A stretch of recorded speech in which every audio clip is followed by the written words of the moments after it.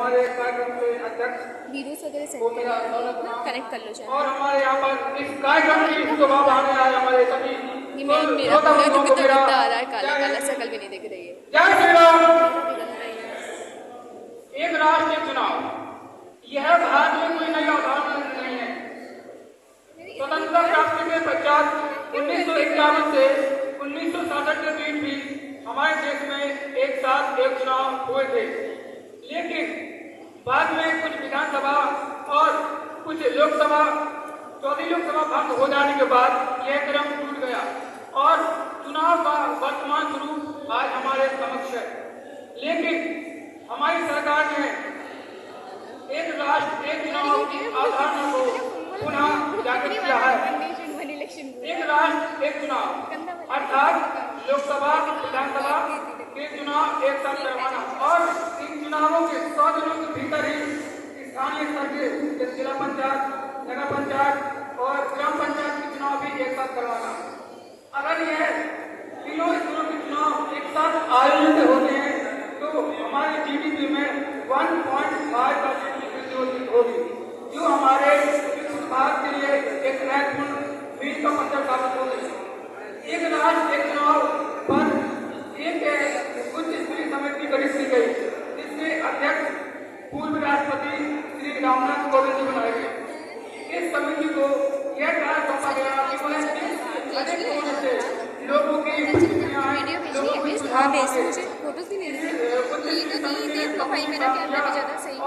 जैसा भी नहीं हो सेट कर देना। हाँ ठीक है, यहाँ से वैसे सामने जा नहीं रहा ना, कोई बात नहीं। मतलब मैं डाल रहा हूँ। उस रिपोर्ट में कहा गया कि अगर एक राष्ट्र एक साथ चुनाव होते हैं तो हमारे ऐसा लग रहा होगा ना, मुझे देखो बेकार नहीं लगेगा तो मुझे जनरली बताओ कैसी थी।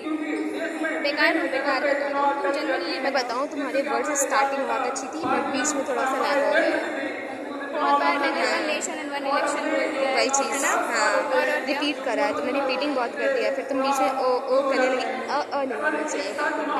शायद तुम भूल गए तो कुछ और स्टार्ट करते तो नहीं होना चाहिए।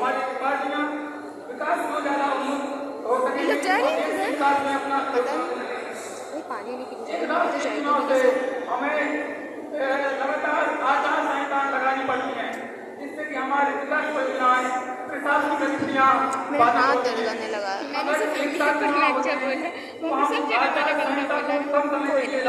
चलता है, अच्छा बुरा तो होता रहता है।